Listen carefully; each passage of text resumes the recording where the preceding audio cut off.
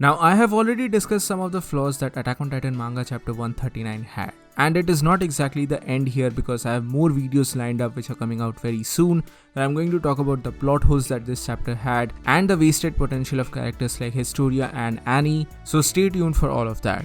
But in the meantime, I wanted to make another video highlighting the aspects of this chapter which I actually genuinely liked, because if you all remember, I gave this chapter 3 out of 5 rating. It's not like I absolutely hated this chapter as a whole. There were certain moments which I disliked for sure, but otherwise there were generally moments which I really enjoyed a lot as well. Therefore, in this video I want to cover some of those moments. So hello and welcome to Wonder WhyZ, my name is Soham, and in this video let's take a look at the good moments or good parts of Attack on Titan manga chapter 139. But as usual, this is a totally subjective opinion based on my perception of the story. You are absolutely free to agree or disagree to this, and therefore I would love to hear your opinion in this particular matter as well. But please be sure to have a civil discussion in the comments. I do not want to see you all passing any unnecessarily hateful remarks towards Isayama. That is something which I am not going to appreciate at all. But before starting the video, if you're new here, then please consider subscribing to our channel since I do weekly anime and manga related content along with a bunch of other stuff. With that being said, let's begin the video. Now, the first and foremost thing which I really enjoyed in this chapter was the dynamic between Eren and Armin. These two have been the OG characters, the childhood friends right from the very first chapter of the series. Sure, Mikasa is important in her own way, but seeing these two boys for the very last time, it was definitely emotional for me as such. I know that the dialogues were not the best here, and the character change of Eren really irked me as a whole. I've already talked about that in a separate video, you can check it out here. But other than that, this entire interaction was pretty nice in my opinion, and I really enjoyed the fact that Isayama chose to portray the growth of these characters from inside the boundaries of Shiganshina to the very present day. And because of this, seeing the boys in their various growth phases of life, from a kid to a teenager to their current look in season 4, that was a really good bit in my opinion, and it really goes on to show how much they have grown over the length of the series as a whole. And in this very same context, I really like that Eren actually shows Armin the various places that they wanted to see together, from the river of fire, which is basically the molten lava of a volcano, to the auroras, to finally the sea. All these moments were really important parts of their childhood because initially it was Armin and his picture books which kind of instilled the idea of freedom inside the mind of Eren, so it was a really good callback in my opinion. Next, I liked the way in which Mikasa actually handled the death of Eren. Even though she was sad, but still she was quite calm and composed here, and I'm going to talk about that later on in this particular video, so stay tuned for that. But in the meantime, let's talk about the stuff in relation to Levi. Because Levi, in my opinion, is the best part of this chapter hands down, without a shadow of doubt.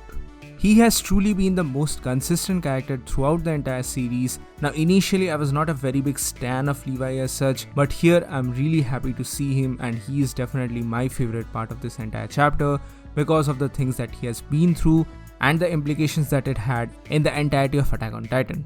The conflicting emotions of happiness to regret and finally acceptance, all of it was totally a chef's kiss in my opinion.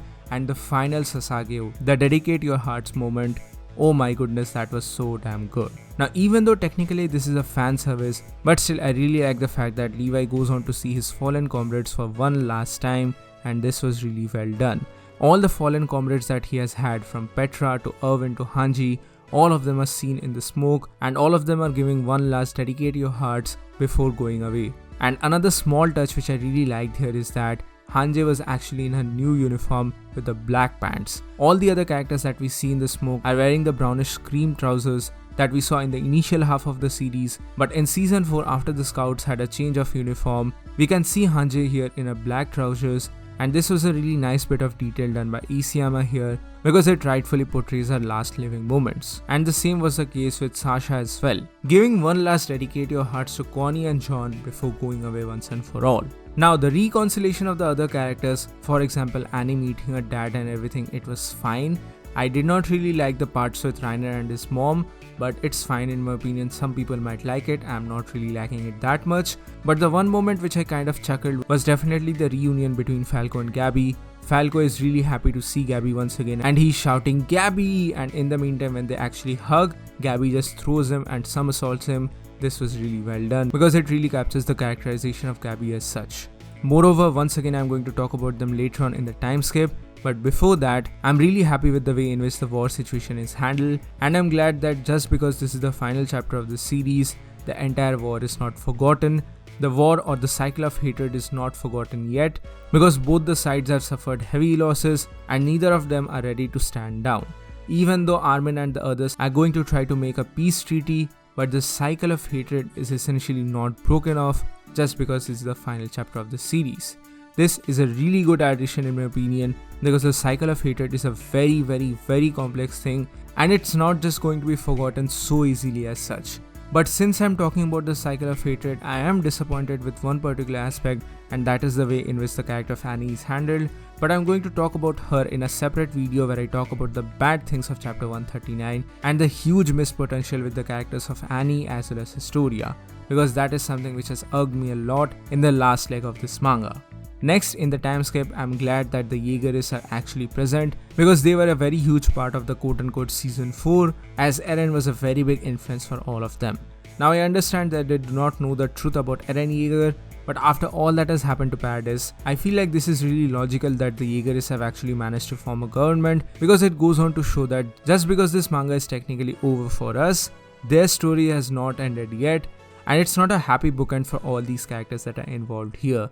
There is still conflict, there is still the cycle of hatred, and I'm glad that this is actually addressed here, even though I'm kind of sad that the brainwashing aspect, that is the philosophy of brainwashing, is not that much addressed in the finale, but then again that is going to be talked about in my video on the bad aspects of chapter 139.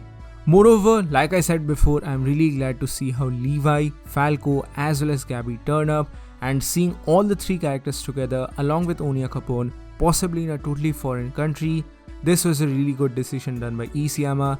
Both Falco and Gabby are finally at their peace, and seeing them together with Levi, this particular moment really reminded me of Might Guy from Naruto series, and it's just funny, but at the same time it's kind of heartwarming in my opinion.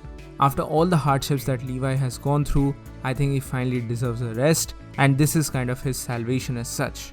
And moving on, I'm glad that the true role of Armin is finally realized here and why he is truly the main protagonist of Attack on Titan, not Eren Yeager himself. Sure, Eren was the quote-unquote protagonist, but Armin was the true protagonist of the series, and that is finally realized here because he's giving the narration, and this kind of confirms to us that it was Armin all along. He was the person who was narrating the incidents of the series right from the very first chapter. And the boat scene at the end is really beautiful. I really liked how John was handled here, and even Reiner himself. Sure, I know that some people will say that why is Reiner behaving like this? Why has his character regressed at this point? But to this I want to remind you all of the early Attack on Titan and how initially Reiner was a really huge fan of Historia and how he always wanted to marry her as such in the persona that he had created after becoming the warrior. So once again, this was a really nice callback in my opinion. And lastly, the entirety with Mikasa. I'm really glad that Mikasa has not totally forgotten Eren because it is really difficult to move on. No matter what you say, Mikasa is not going to move on as such just because Eren is dead. Now, even though her character has really accepted this death very well, because in my opinion this was really well executed, because she knew the importance of her choice, because she knew that even though this is going to be a very difficult decision for her, but still she had to take this difficult decision of taking down the person whom she loved the most. I already made a video last month discussing this situation as to why nobody truly understands Mikasa and the tragedy of her life, that she had to take down the man whom she loved the most. This is the most tragic element of her character, but this is something which she had to do for the sake of everyone. So as such, I'm glad the way in which the things were handled here. And lastly, it was really beautiful to see Shiganshima without the walls. And that is one of the major reasons why Eren was buried here, because it was going to be his final solace and final resting place. The same Shiganshina where he grew up is now finally free, and it kind of denotes and goes back to his very own freedom as well. So overall for me, once again, this was a 3 out of 5 chapter. There were elements which I liked and there were elements which I did not like, and in this video I've shared most of the elements which I really liked from this chapter, and in the next video I'm going to share the events which I did not like at all. So be sure to subscribe to this channel and hit the bell notification to stay up to date when I upload that video. So that's it for today guys, thank you so much for watching. What do you guys think about all of this? Please do let me know in the comment section below. So please give this video a thumbs up if you like it, share it with your friends and subscribe to our channel for more. Also, please do join the channel membership for some very cool perks and features. With that being said, this is Wonder WhyZ and I'll see you soon in the next video.